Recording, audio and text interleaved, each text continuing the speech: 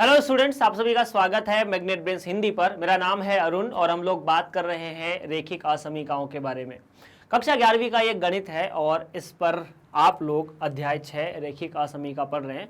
आज हम प्रश्नावली 6.2 को हल करने की कोशिश करेंगे। इसके पहले मैं आपको एक छोटी सी बात बता दूं कि मैग्नेट ब्रेन्स पर आप सभी विद्यार्थियों को जो कुछ पढ़ाया जा रहा है वो पूरी तरह से मुफ्त है। इसके लिए आपको किसी भी व्यक्ति को कोई भी चार्ज, कोई भी पैसे देने की आवश्यकता नहीं है।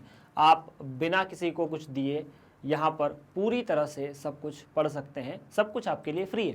चलिए तो आज हम लोग शुरू करते हैं प्रश्नावली 6.2। इसके अंदर रेखिक असमीकाओं के आरेख हमें बनाने हैं, उनका संगत हल निकालना या हल क्षेत्र निकालना है। चलिए शुरुआत करते हैं पहले सवाल के बारे में। तो पहला सवाल है कि निम्नलिखित असमीकाओं को आलेखन विधि के द्वारा द्विविमीय तल में हल कीजिए या द्विविमीय तल में निरूपित कीजिए। द्विविमीय तल मतलब x और y वाला जो तल है अपना, उसको द्विविमीय तल भी कहा जाता है। चलिए तो असमीका है x प्लस वाई 5 से छोटा है। किससे छोटा है? 5 से छोटा है। तो अगर x प्लस वाई 5 से छोटा है तो ऐसी असमीका को हल करने के लिए मैंने आपको बताया था कि आपको कुछ नहीं करना, आपको सबसे पहले एक रेखा का समीकरण लिखना है। रेखा है x प्लस वाई बराबर 5। x प्लस वाई बराबर 5 का आरेख आप बना सकते हैं क्या? हाँ सर, बना सकते हैं। कैसे बना सकते हैं? आप सबसे पहले x बराबर 0 रखिए तो आपको y बराबर 5 मिलेगा। मतलब इस रेखा पर 0,5 एक बिंदु होगा, है ना। हम रेखा का आरेख ऐसे ही बनाते हैं। उसके बाद जब y का मान 0 रखेंगे तो आपको x का मान 5 मिलेगा, मतलब 5,0 भी एक बिंदु होगा। तो सबसे पहले इन दोनों बिंदुओं की मदद से मैंने एक आरेख बनाने की कोशिश की। आरेख का नाम है x प्लस वाई 5 से छोटा है।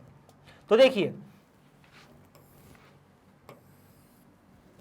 आपने बनाया ऐसे 1 2 3 4 5 6, ये 0 है तो 1 2 3 4 5, 1 2 3 4 और 5। तो ये है 5,0, ये 0,5।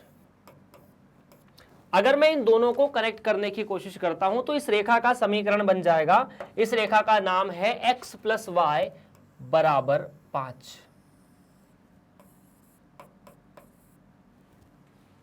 रेखा का नाम है x प्लस वाई बराबर 5। अच्छा ठीक है, उसके बाद मैं आपसे कहूं कि आपको वो क्षेत्र निकालना है जो इस रेखा का हल होगा या इस असमीका का हल होगा। देखिए इस असमीका ने इस पूरे तल को 2 भाग में तोड़ा है, एक भाग ऊपर की साइड, एक भाग नीचे की साइड। इस असमीका का हल या तो ऊपर वाला भाग होगा या नीचे वाला भाग होगा। अब ये कैसे पता चलेगा? सिंपल है, दोनों भाग में से कहीं पर भी एक बिंदु पहचान लीजिए जहां आपकी मर्जी हो। तो देखिए हमने एक बिंदु पहचाना 0,0, सबसे सरल बिंदु है ये, और 0,0 को इस असमीका में रखा। मैंने कहा 0,0 को असमीका में रखने पर आपने क्या किया? 0,0 को असमीका में रखने पर, समीका लिख रहे थे अपन, असमीका या कह दो इक्वेशन 1 में रखने पर, 1 में रखने पर। 1 क्या है? तो 1 इसका नाम दे देते हैं जिसे हमें हल करना है। तो अगर मैं 0 प्लस 0 रखता हूं, x की जगह 0, y की जगह 0, तो 0 प्लस 0 5 से छोटा होता है। ये बात सत्य है, ये बात सत्य है। इसका मतलब तब हम परीक्षा में लिख देंगे कि जिस क्षेत्र में 0,0 है वही क्षेत्र हल क्षेत्र होगा। तो 0,0 इस रेखा के नीचे वाले क्षेत्र में है, तो रेखा के नीचे वाला जो क्षेत्र है वो पूरा का पूरा हल क्षेत्र है। ऐसा कुछ।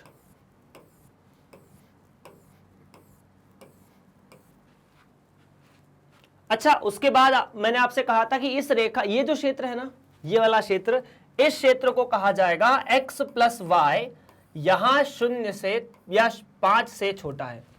अब आपने 0,0 रखा, आप चाहो तो ये बिंदु 0,1 रख के देख लो, 0 प्लस 1 5 से छोटा। चाहो तो ये बिंदु रख के देख लो 0,3, ये भी 0 से छोटा। ऐसे जितने भी बिंदु, जहां भी बिंदु रखोगे उन सभी का जोड़ 0 से छोटा ही होगा। तृतीय चतुर्थांश के बिंदु रखोगे तो दोनों ऋणात्मक होते हैं, तो x और y दोनों ऋणात्मक, तो दोनों का जोड़ 5 से तो छोटा ही होगा। चलिए, अच्छा तो सर ऊपर वाला जो भाग है ये कौन सा है? तो ये वाला भाग होता है x प्लस वाई 5 से बड़ा। क्या हम रेखा को लेंगे? नहीं, रेखा को हम इंक्लूड नहीं करेंगे। क्यों नहीं करेंगे? क्योंकि हम रेखा को तब लेते हैं जब ये वाली असमीका होती है।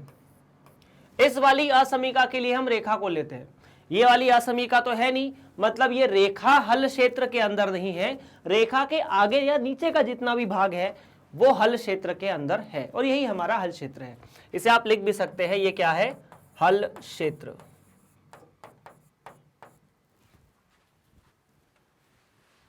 चलिए, अगर आपने नोट कर लिया है तो अपन आगे बढ़ने की कोशिश करते हैं अगले सवाल की तरफ। अगला सवाल है, निम्नलिखित असमीकाओं को आलेखन विधि से द्विविमीय तल में निरूपित कीजिए। आप चाहें तो एक बार कोशिश करके देख सकते हैं। देखो, 2x plus y greater than or equal to 6, इसका मतलब तो ये है।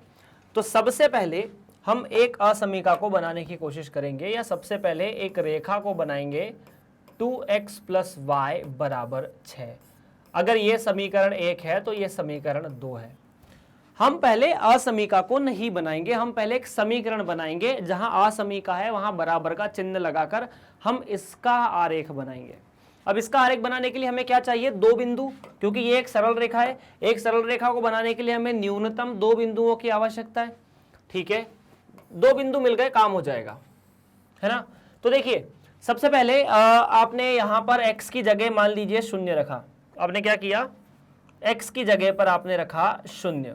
जब x बराबर 0 है, जब यहां x बराबर 0 है तो y का मान तो 6 मिलना चाहिए। इसका मतलब 0,6 इस रेखा पर स्थित एक बिंदु है। ठीक है, और जब आपने y का मान 0 रखा, जब यहां y का मान 0 रखा तो 2x बराबर 6। ठीक है, इसका मतलब x बराबर 3, तो अगला बिंदु 3,0 मिला।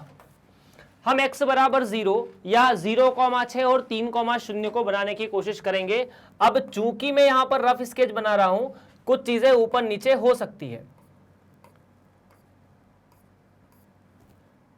3,0 और 0,6।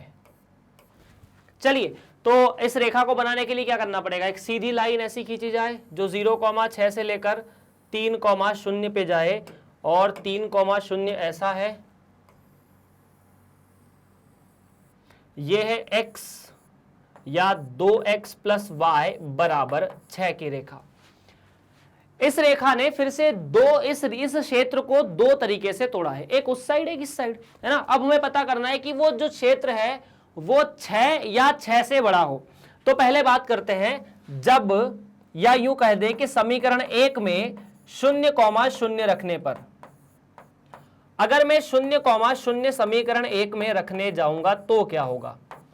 अगर मैं यहां x की जगह 0 रखता हूं तो 2,0 प्लस 0 6 से बड़ा है क्या? 0,0 रखने का मतलब है हम ये देखना चाहते हैं कि हल क्षेत्र के अंदर 0,0 नाम का बिंदु है या नहीं है।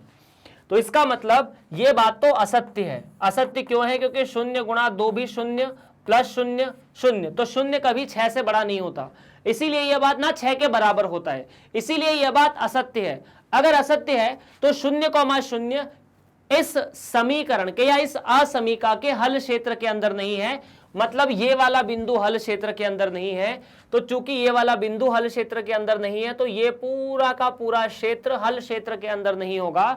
तो हल क्षेत्र के अंदर क्या होना चाहिए? इसके दूसरा वाला क्षेत्र, मतलब इस रेखा के ऊपर वाला क्षेत्र पूरा जितना भी है वो कवर अप। अब इसमें एक छोटी सी बात और भी आई है। मैंने आपसे कहा था कि जब बराबर वाला असमीका हो तब हम रेखा को भी हल क्षेत्र के अंदर ले लेते हैं, मतलब जो हमारी रेखा है वो भी हल क्षेत्र का एक बिंदु है, तो इस रेखा को भी हल क्षेत्र के अंदर लिख दिया जाएगा और हल क्षेत्र कुछ इस तरह से रेखा को साथ में लेकर बनाया जाएगा। पिछले वाले सवाल में हमने रेखा को छोड़कर हल क्षेत्र बनाया था, अभी रेखा को साथ में लेकर हम हल क्षेत्र बना रहे हैं, बस इतनी सी बात है। चलिए, तो अच्छा, ऐसा भी हो सकता है कि एक से ज्यादा रेखाएं आपको दे दी जाए। कक्षा 10 में था ना कि दो चर वाले रेखिक समीकरणों का हल, तो वहां दो रेखिक समीकरण थे, तो ऐसा हो सकता है कि यहां दो असमीका आप एक साथ बना दो, ऐसा भी तो हो सकता है। होगा कब? आने वाले समय में, रुको थोड़ा सा। चलिए अगले सवाल की तरफ बढ़ते हैं। 3x + 4y 12 के बराबर या 12 से छोटा है।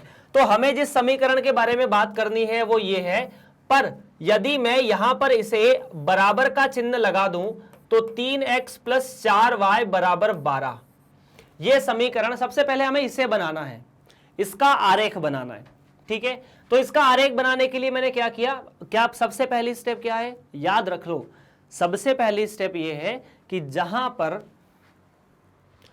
असमीका का चिन्ह है वहां बराबर का चिन्ह लगा दो। अगर आपको ये बात याद नहीं हो रही है तो रट लो, सबसे पहले जहां असमीका है वहां बराबर का चिन्ह लगा दो। और अगर आपको बात समझ में आ रही है तो प्लीज़ कमेंट, अगर नहीं आ रही है तो भी बताते रहना कि सर बात समझ में नहीं आ रही है, दूसरा तरीका क्या होगा, अपन वहां डिस्कस कर सकते हैं, ठीक है। तो अगर मैं x = 0 रखता हूं, सबसे पहली स्टेप की क्या हो, यदि x = 0 हो तो x = 0 होने से इसी समीकरण में 4y = 12, तो y का मान 3, तो इन दोनों की मदद से एक बिंदु आएगा 0,3, ठीक है। यदि मैं y का मान 0 रख देता हूं, y का मान 0 मतलब ये वाला भाग 0, तो 3x = 12, तो x = 3 4, तो यहां से एक बिंदु आएगा 4,0। तो देखिए 0,3 और 4,0 नाम के दो बिंदु हमें मिले। हम इन दोनों बिंदुओं को बनाने की कोशिश करेंगे इस आरेख पर। आरेख क्या है, 1 2 3 4 5, उसके बाद ये 1 2 3 4 और 5। कौन कौन से बिंदु चाहिए, 0,3, 0,3 मतलब ये वाला बिंदु, 4,0, 4,0 मतलब ये वाला बिंदु। इन दोनों को मिलाने से जो रेखा बनेगी वही हमारी रेखा है। इस रेखा का नाम है 3x + 4y = 12। हाँ जी, बात सही है। अब इतना होने के बाद आपको क्या रखना है यहां पर, ये तो पहली स्टेप थी। दूसरी स्टेप क्या है, दूसरी स्टेप ये है कि आप 0,0 असमीका में रख कर देखिए। 0,0 ही क्यों, इस रेखा को छोड़कर, इस रेखा पर स्थित बिंदुओं को छोड़कर कोई सा भी एक बिंदु रखना है। इस बात को आप फिर से सुन लीजिए, ये जो रेखा है ना, जैसे 3,0 ये बिंदु या 0,3 हम नहीं रख सकते, ना हम 4,0 रख सकते हैं। तो इस रेखा पर स्थित कोई भी बिंदु को छोड़कर आप कोई सा भी बिंदु रख सकते हैं। तो सबसे आसान बिंदु तो 0,0 है ना, तो अपन ने 0,0 रख दिया, कोई दिक्कत नहीं है, ठीक है। तो मैंने कहा कि समीकरण 1 में, या समीकरण नहीं यार, असमीका है वो तो, है ना, 1 में 0,0 रखने पर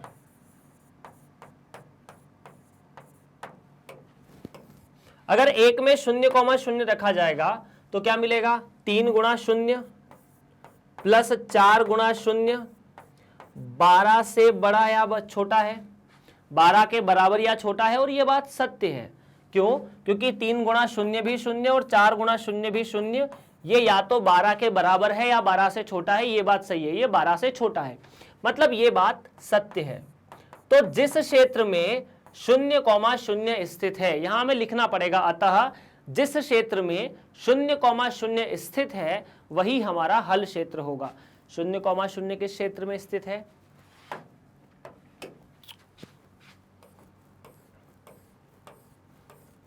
तो ये वाला क्षेत्र हल क्षेत्र है।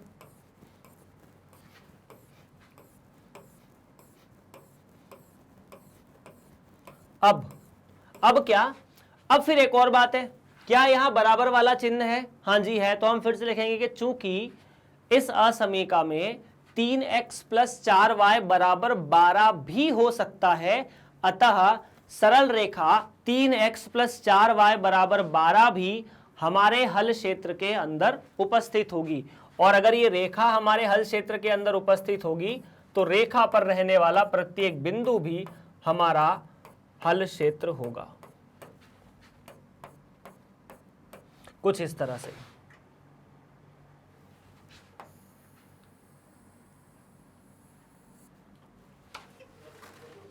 उस रेखा के ऊपर 3x + 4y 12 से बड़ा है, इस रेखा के नीचे 3x + 4y 12 से छोटा है, इस रेखा पर 3x + 4y 12 के बराबर है। चलिए आगे बढ़ते हैं फिर अगले सवाल की तरफ। उम्मीद है यार प्रश्न नंबर 3 भी आपने कर लिया होगा। और मेरा फिर आप लोगों से एक ही निवेदन है कि अगर आपको समझ में नहीं आए तो आप बिना किसी परेशानी के बता सकते हैं, कमेंट कर सकते हैं, मतलब मुझे बुरा नहीं लगेगा अगर आप बोलोगे कि सर समझ में नहीं आया। चलिए अगला सवाल है y+, और मुझे अच्छा लगेगा वास्तव में, सही बात तो ये है कि आप लोग कोशिश कर रहे हो, नहीं हो रहा है ये बात अलग है। y + 8 बराबर है या बड़ा है 2x से, तो इसे आप समीकरण में बदलने की कोशिश, मतलब इसे ना हम क्या करते हैं कि किसी भी असमीका में अचर अचर एक साइड, चर चर एक साइड, तो मैं इसे ऐसा लिख सकता हूं कि 2x को यहां लेकर आए तो -2x + y 8 से छोटा या -8 से बड़ा या उसके बराबर है, 8 को यहां भेज दिया। इतना ठीक है क्या? और उसके बाद अगर मैं चाहूं तो ये -8 को धनात्मक बना दूं, तो मैंने क्या किया, -1 से पूरी असमीका में गुणा कर दिया। क्या किया? -1 से पूरी असमीका में गुणा कर दिया। ऐसा क्यों किया? मैं चाहता हूं कि 8 धनात्मक रहे और कुछ नहीं। -1 से असमीका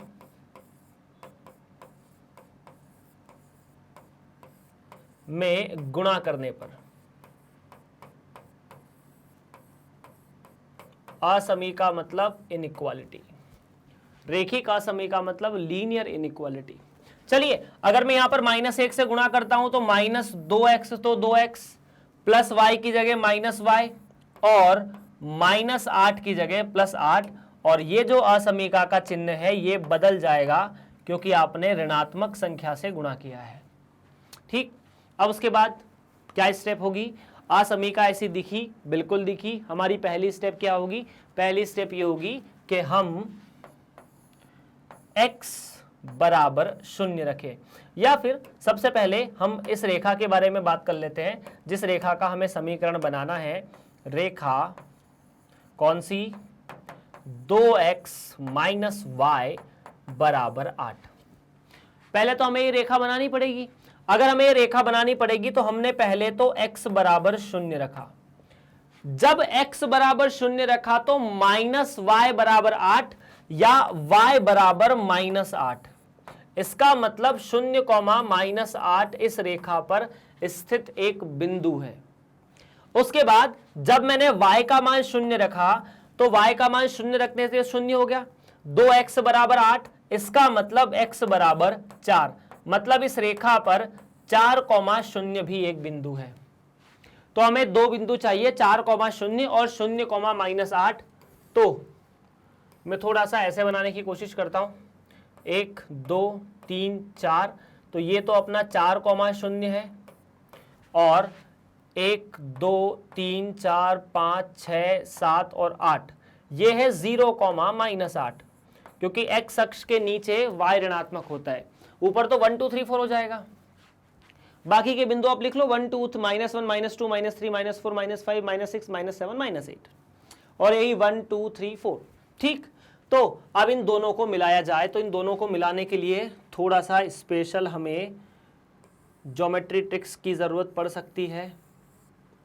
ओ फिर से गलत है, मतलब थोड़ा सा स्लोप इधर उधर हो रहा है और कुछ नहीं हो रहा है।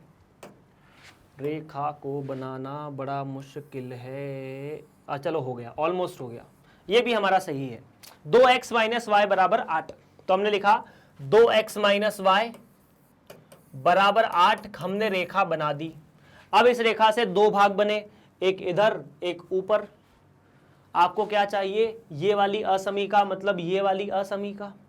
अगर ये वाली असमीका चाहिए तो आप किस बिंदु को रखने की कोशिश करेंगे? 0,0 को। ऐसा बिंदु जो रेखा पर नहीं है। 0,0 रखने पर क्या मिलेगा? 0,0 रखने पर 0 माइनस 0, 2 गुणा 0 माइनस 0 8 से छोटा या उसके बराबर है। तो 2 माइनस 0 तो 0, या 2 गुणा 0 0 माइनस 0 फिर से 0। इसका मतलब 0 8 से बड़ा या 8 के बराबर है। अतः 0,0 हल क्षेत्र के अंदर स्थित होना चाहिए। और यहां बराबर वाला चिन्ह भी है। अगर यहां बराबर वाला चिन्ह है तो पहली बात तो रेखा भी समीकरण के अंदर होगी। अगर असमीका में बराबर वाला चिन्ह हो तो रेखा भी समीकरण का हल होती है। पहली बात तो ये होती है। दूसरी बात क्या होती है? 0,0 जिस क्षेत्र में है, 0,0 ये वाले क्षेत्र में है, मतलब इस रेखा के ऊपर वाला जो क्षेत्र है वो पूरा का पूरा हल क्षेत्र होगा। बोलो फटाफट। इस क्षेत्र के अंदर रेखा भी होगी, है ना? ऐसा नहीं हम रेखा को छोड़ देंगे।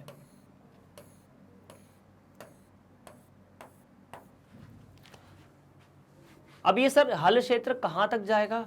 जहां तक बोर्ड जा सकता है, जहां तक आपकी किताब जा सकती है। मतलब हमें बस इतना सा बताना है कि इसके ऊपर होगा, बाकी पूरी किताब को रंगीन नहीं कर देना है। पहले कि आप रंगीन करोगे भी नहीं, आप पेंसिल से ऐसा थोड़ा सा शेड कर देना। चलिए आगे बढ़ते हैं फिर प्रश्न नंबर 5 की तरफ। चलिए यार फटाफट बताते रहो, बात समझ में आ रही है कि नहीं आ रही है? अगर आ रही है तो अच्छी बात है, नहीं आ रही है तो कोशिश करो कि बात आसानी से समझ में आ जाए। x माइनस वाई 2 से छोटा या 2 के बराबर। 5वां सवाल। तो पहला स्टेप क्या होगा? पहला स्टेप तो ये होगा कि हम x plus x minus y बराबर 2 का आरेख बनाए। तो जब x बराबर 0 तो y का मान, x बराबर 0 तो माइनस वाई बराबर 2, तो y बराबर -2। इसका मतलब 0,-2 एक बिंदु है।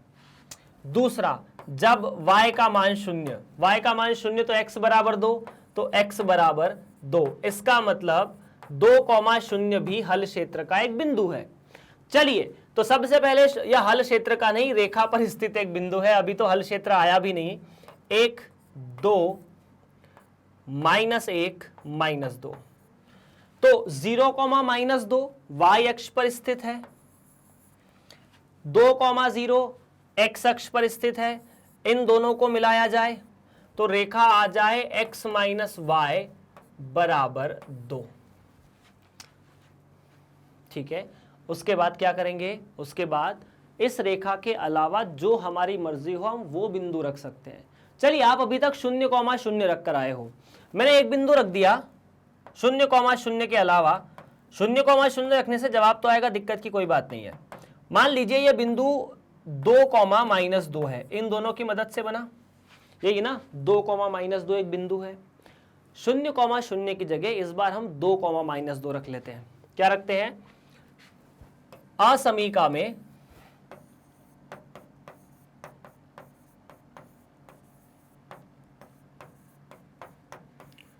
-2 रखने पर, 2,-2 रखने पर तो x की जगह तो 2 माइनस y की जगह है -2, 2 से छोटा होना चाहिए। तो 2 -2 मतलब 2 + 2, 2 से छोटा होना चाहिए या उसके बराबर होना चाहिए। तो क्या 4 2 से छोटा या उसके बराबर है? असत्य है। अगर ये बात असत्य है, इसका मतलब 2,-2 हल क्षेत्र का एक बिंदु नहीं हो सकता। और अगर नीचे वाला हल क्षेत्र होगा तो 2,-2 तो उसके अंदर होगा। इसका मतलब 2,-2 हल क्षेत्र का बिंदु नहीं है। तो 2,-2 वाले क्षेत्र को छोड़कर दूसरा जो क्षेत्र है वो हल क्षेत्र का बिंदु है। और चूंकि यहां बराबर वाला चिन्ह भी है तो हम रेखा को भी हल क्षेत्र के अंदर जोड़ के रखेंगे। मतलब रेखा पर स्थित बिंदु भी हल क्षेत्र है और इस रेखा के ऊपर जितने बिंदु है वो सारे के सारे बिंदु हल क्षेत्र है।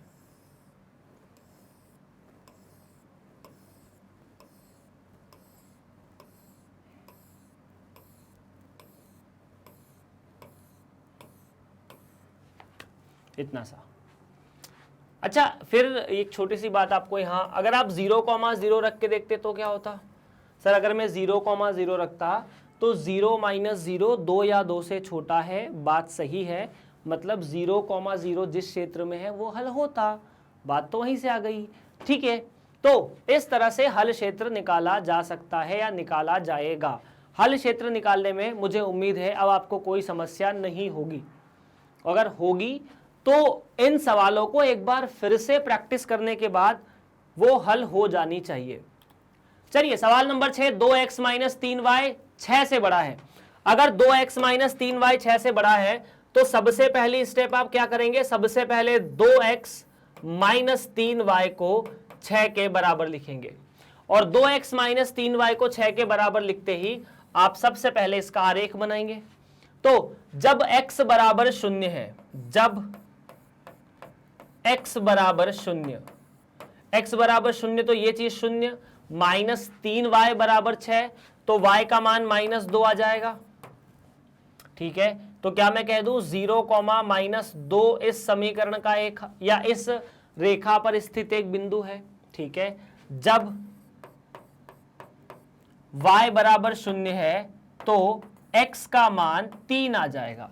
इसको 0 रख दो तो 2x बराबर 6, मतलब x का मान 3, तो 3,0 भी एक बिंदु है। बात तो ठीक है, बिल्कुल ठीक है। 1 2 3, 3,0 का मतलब तो यही है। अच्छा, बाकी के बिंदु आपको बीच में लिखना है ना, ऐसा नहीं लिखना है। उसके बाद 0, -2, तो 0, -2 ये वाला बिंदु है। अब अगर मैं इन दोनों को कनेक्ट करता हूं, अगर मैं इन दोनों को कनेक्ट कर देता हूं ऐसे कुछ, तो ये रेखा बन गई। रेखा का समीकरण 2x - 3y 6 या 6 के बराबर, अभी 6 से बड़ा नहीं, 6 के बराबर। ठीक है, ठीक। अब अगर मैं x बराबर 0,0 रखता हूं, अगर ये वाले बिंदु पर चेक किया जाए तो 0,0 पर 0,0 पर 0 - 0 यही होगा ना, 2 × 0 -3 × 0 6 से बड़ा है। इसका मतलब 0 जो है वो 6 से बड़ा है, और ये बात तो सत्य नहीं है। अगर सत्य नहीं है तो 0,0 वाला क्षेत्र हल क्षेत्र के अंदर नहीं होगा, और अगर 0,0 वाला क्षेत्र हल क्षेत्र के अंदर नहीं होगा तब मैं इसको साफ साफ तरीके से लिख सकता हूं कि वो क्षेत्र जिसमें 0,0 नहीं है वही हमारा हल क्षेत्र है। क्या इसमें आप रेखा को लेंगे? नहीं, क्योंकि बराबर वाला चिन्ह रेखा की जगह नहीं है। क्या इसमें हम रेखा को लिखेंगे? नहीं, क्योंकि बराबर वाला चिन्ह असमीका में है ही नहीं। अगर बराबर वाला चिन्ह असमीका में नहीं है तब मैं इस असमीका को क्यों लिखूंगा या रेखा को क्यों लिखूंगा? ठीक है क्या? चलिए ओके, आगे बढ़ते हैं। अगर मैं फिर से बता रहा हूं, समझ में ना आए तो बताते रहना यार पूरी तरह से। आप लोग अपने घर पे बैठ के पढ़ रहे हो, और मैं उम्मीद करता हूं कि वहां पर आपको जो भी चीज़ पहुंच रही है उसका आप पूरी तरह से उपयोग करो। ओके, -3x + 2y या तो -6 से बड़ा है या उसके बराबर है। ठीक है, या तो आप माइनस से चिन्ह से गुणा कर दो, फर्क नहीं पड़ता, नहीं करोगे तो भी कोई बड़ी बात नहीं है। चलिए माइनस चिन्ह से गुणा कर देता हूं ताकि मुझे माइनस वाली चीजें देखने को ना मिले। तो सबसे पहले आप क्या करेंगे? -1 से गुणा।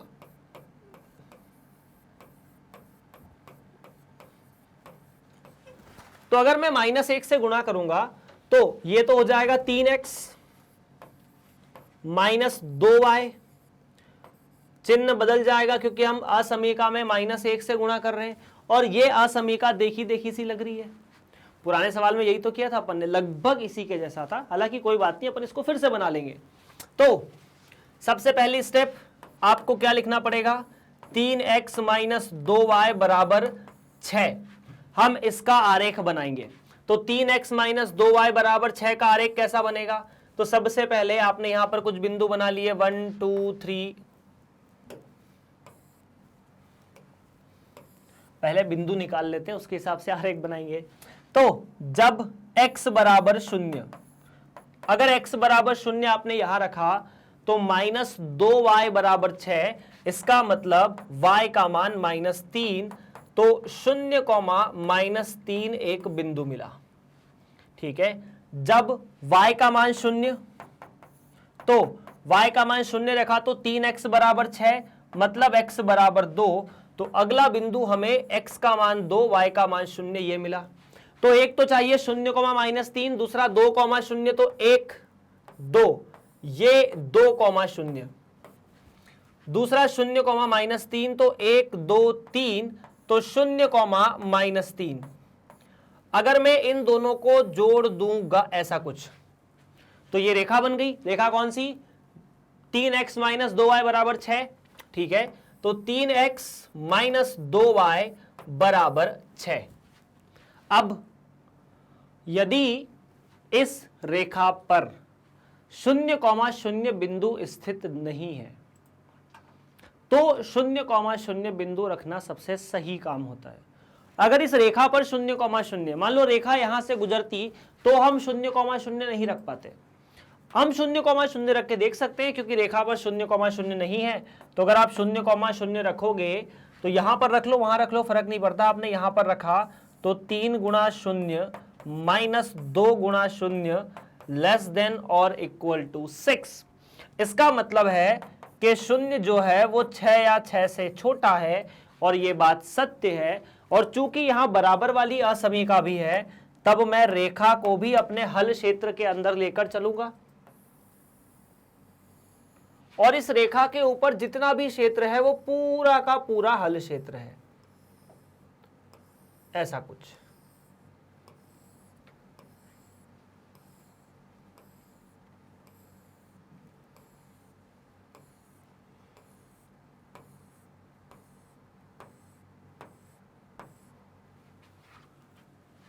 तो हो गया हल, और क्या है। यार देखो, ये जो क्षेत्र है ना, ये अभी एक रेखा के बन रहे हैं, आने वाली प्रश्नावली में 2 रेखाओं के बनेंगे। तब थोड़ा सा कॉम्प्लिकेटेड सा हो सकता है, मतलब चीज़ें आपको देखने में थोड़ी परेशानी हो सकती है। इस अध्याय पर कक्षा 12वीं में एक और अध्याय है रेखिक प्रोग्रामन, जिसके अंदर ऐसी रेखाओं के समीकरण हल करते हैं। उसके बाद देखते हैं कि अगर ऐसी 2-3 कंडीशन लगा दी जाए, मान लो बोला जाए कि -3x + 2y -6 के बराबर है, या -6 से बड़ा है, और x और y दोनों का सम 4 से छोटा है। ऐसी कंडीशन में आपको बोला जाए कि इस केस में अधिकतम वैल्यू कितनी हो सकती है। तो ऐसे सवाल आपको 12वीं कक्षा में पूछे जाएंगे, पर 11वीं कक्षा में आप इनके आरेख बनाना बहुत अच्छे से सीख लीजिए। 12वीं कक्षा का भाग 12वीं कक्षा में अपन बहुत अच्छे से देखेंगे। अगला सवाल है 3y, हालांकि देख अभी भी अच्छे से रहना। चलिए, 3y - 5x 30 से छोटा है। ठीक है, कोई गलती नहीं है सवाल में। 3y - 5x जो है वो 30 से छोटा है। ठीक है, तो मैंने सबसे पहले क्या किया, सबसे पहले हम लोगों ने समीकरण बनाने की कोशिश की, एक ऐसा जिसके अंदर लिखा जाए 3y - 5x बराबर 30। 3y - 5x बराबर 30। अब अगर 3y - 5x बराबर 30 है, तो सबसे पहले मैं x बराबर 0 रख दूं। ठीक है, रख दिया। तो पहला बिंदु x बराबर 0 रखने पर, है ना जी, पहला बिंदु क्या, x बराबर 0 रखा। जब x बराबर 0 रखा तो 3y का मान हुआ 30, तो y का मान हुआ 10। इसका मतलब 0,10 एक बिंदु होगा, बिल्कुल होगा। जब y का मान 0 रखा जाएगा, y का मान 0 हुआ तो -5x बराबर 30, तो x का मान क्या, -6 हो जाना चाहिए, हो जाना चाहिए। तो -6,0। पहले तो इन दोनों से आप एक रेखा का समीकरण या रेखा बना लीजिए, है ना। तो सबसे पहले 0,10, तो 1, 2, 3, 4, 5, 6, 8, 9 और 10 ऐसा मान लेते हैं, 0,10। उसके बाद -6,0, तो 1, 2, 3, 4, 5 और 6, तो ये -6,0। अगर मैं इन दोनों को कनेक्ट करने की कोशिश करता हूं, ऐसा कुछ, तो ये रेखा बन गई। रेखा का समीकरण 3y - 5x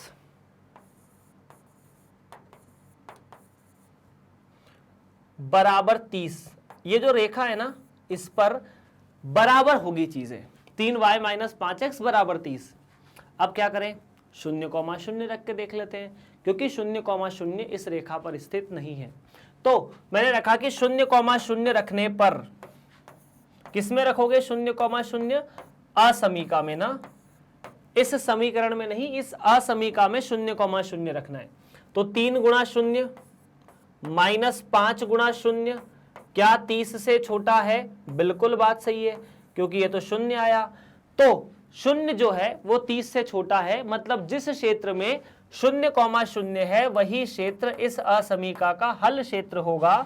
और अगर वही क्षेत्र असमीका का हल क्षेत्र है, क्या यहां बराबर का चिन्ह है? नहीं है, बराबर का चिन्ह नहीं है। तो रेखा को छोड़कर बाकी जितना भी भाग इसके नीचे है वो पूरा का पूरा हल क्षेत्र है। आपको रेखा से थोड़ा सा दूर ये रेखाएं बनानी है ना, अपनी जो ये रेखा है ना 3x माइनस 5y बराबर 30, इससे थोड़ा दूर क्षेत्र बना देना, एकदम इसके पास, मतलब इसके पास से रेखा गुजारना, इसके ऊपर से रेखाएं मत लेकर आना। इतने में समझ जाएंगे कि हाँ आपने रेखा को छोड़ दिया है, मतलब रेखा को आपने इंक्लूड नहीं किया, क्योंकि आपको यहां पर छोटा वाला चिन्ह था, छोटा या बराबर वाला चिन्ह नहीं था। अगर ये वाला चिन्ह होता तो मैं रेखा को भी ले लेता, है ना जी। चलिए आगे बढ़ते हैं। नेक्स्ट, y लेस देन -2, मतलब y -2 से छोटा। y -2 से छोटा मतलब यहां तो कोई रेखा ही नहीं है। अब कैसे बनाएंगे? देखो, सबसे पहले आपको क्या करना है, जो स्टेप है उन्हें रट लो यार। आपको y बराबर -2 का समीकरण बनाना है। y बराबर -2 का आपको रेखा का समीकरण बनाना है। y बराबर -2 द्विविमीय तल में, द्विविमीय तल मतलब जहां x एक्सिस और y एक्सिस, जहां x अक्ष तथा y अक्ष दोनों होते हैं। y बराबर -2 या y बराबर k, y बराबर 10, 15, 20, 50, 100, 1000, 10,000, 20,000, 50 लाख जो भी है, x बराबर भी 10, 20, 15, 20, 50, 100, 1000, 10,000, 50 लाख जो भी है, वो एक रेखा होती है। जैसे आपसे कही कि x बराबर 100, ये एक रेखा होगी, एक बिंदु नहीं होगा अगर द्विविमीय तल में बात करें तो y बराबर -2 का मतलब सबसे पहले आप y अक्ष पर -2 वाले बिंदु को पहचानिए। पहचान लिया, इस बिंदु y बराबर -2, इस बिंदु से x अक्ष के समांतर एक रेखा खींच दीजिए। यही जो रेखा है, इस रेखा का समीकरण y बराबर -2 है। अब अगर आपको बोला जाता, मान लीजिए उदाहरण के लिए बोलता हूं कि x बराबर 4 रेखा किधर होगी, फिर तो 1, 2, 3, 4 x अक्ष पे बना के ऐसी लाइन खींच देते। अगर बोलते कि x बराबर -3, तो -3 का मतलब 1, 2, 3 इधर बना देते, ये y अक्ष है।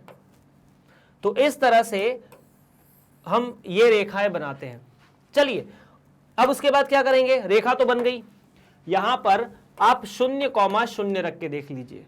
0,0 रखोगे तो चूंकि x तो है नहीं, सिर्फ y है, तो y का मान 0 रख दो। 0 -2 से छोटा है, यह बात असत्य है। क्यों असत्य है? क्योंकि 0 तो -2 से बड़ा है ना। इसका मतलब इस वाले क्षेत्र को, इस रेखा से ऊपर वाला क्षेत्र छोड़कर रेखा के नीचे वाला क्षेत्र ही हमारा हल क्षेत्र होगा।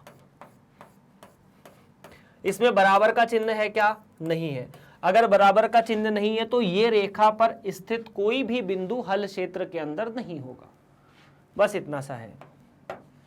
चलिए, तो यही हमारा हल क्षेत्र है, जहां y जो है वो -2 से छोटा है। ये पूरा का पूरा, इसके आगे जहां तक रेखा जाएगी वहां तक हल क्षेत्र है।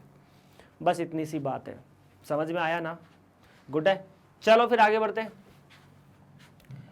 तो x -3 से बड़ा, ठीक है, तो x -3 से बड़ा, आपको इसका फोटो बना के दिखा दे पहले। तो किसका फोटो बनाना पड़ेगा? x बराबर -3 का।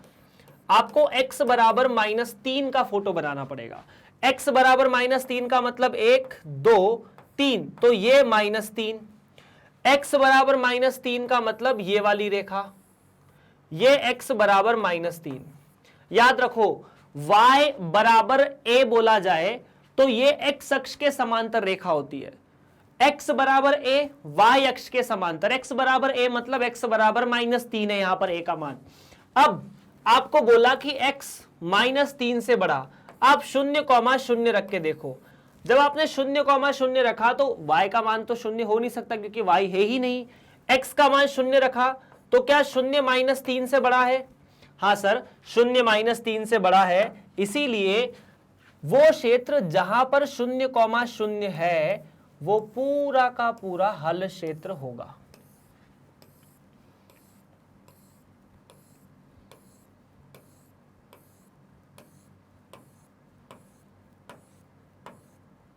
ऐसा कुछ, बाकी फिर इतना ही है। तो इस तरह से हम दो चर वाली रेखिक असमीकाओं का हल क्षेत्र बनाते हैं। अब इसमें हम आगे जब देखेंगे तो पढ़ने की कोशिश करेंगे कि किस तरह से दो चर से ज्यादा, मतलब दो चर वाली रेखिक असमीका तो ठीक है, लेकिन एक से ज्यादा असमीका आ जाए तो उनका हल कैसे करेंगे। पर अभी के लिए इतना ही। अगर आप मैग्नेट ब्रेन्स पर लगातार पढ़ रहे हैं और आपको कोई समस्या नहीं है तो ये बहुत अच्छी बात है। हो सकता है आपको YouTube पर कभी कभी लेक्चर्स देखने में समस्या हो जाए, या फिर आप YouTube के अलावा किसी और साधन से भी इसको एक्सेस करना चाहें तो मैग्नेट ब्रेन्स की ऑफिशियल वेबसाइट www.magnetbrains.com पर जाकर सबसे पहले आपको जो ऐसा कुछ दिखे उसमें CBSE हिंदी माध्यम सिलेक्ट कर लीजिए, ठीक है। उसके बाद आपको कक्षा 11वीं सिलेक्ट करनी है और फिर यहाँ पर आपको मेरा फोटो दिख जाएगा, मतलब गणित पढ़ने के लिए, दूसरे विषय पढ़ने के लिए दूसरे का फोटो। चलिए, इस पे आपने क्लिक किया तो आपको यहाँ पर ऐसा एक बहुत बड़ी इंडेक्स मिलेगी। किसी भी अध्याय पर क्लिक कीजिए, उसके बहुत सारे वीडियो होंगे। जिस वीडियो पर क्लिक करेंगे वो चलना शुरू हो जाएगा कुछ इस तरह से। तो बस इस तरह से भी आप एक्सेस कर सकते हैं, बड़ा सिंपल तरीका है ये। चलिए, तो आज की कहानी अपन यही रोकते हैं। हम अभी फिनिश कर चुके हैं रेखिक असमीकाएं, पर आपकी तरफ का एक छोटा सा काम पेंडिंग है। जैसा कि आप सभी बच्चों को पता है कि मैग्नेट ब्रेन्स कक्षा 6 से 12 तक सभी विद्यार्थियों को पूर्णतः मुफ्त पढ़ाता है। इसके लिए किसी से भी कोई चार्ज नहीं लिया जाता। इसीलिए आप चाहे किसी भी बोर्ड के हो, किसी भी जगह पर पढ़ रहे हो, आप अपने घर बैठे अपनी पूरी स्कूली शिक्षा प्राप्त कर सकते हो, वो भी मुफ्त। तो बस इस वीडियो को लाइक कीजिए, अपने दोस्तों तक इस बात को पहुंचाने के लिए चैनल को और वीडियो को शेयर कीजिए, और आप और आपके दोस्तों को कहिए कि चैनल को ज़रूर सब्सक्राइब करें। हम लोग मिलते हैं अगले लेक्चर में, तब तक आप बने रहिए मैग्नेट ब्रेन्स के साथ। आप सभी का बहुत बहुत धन्यवाद।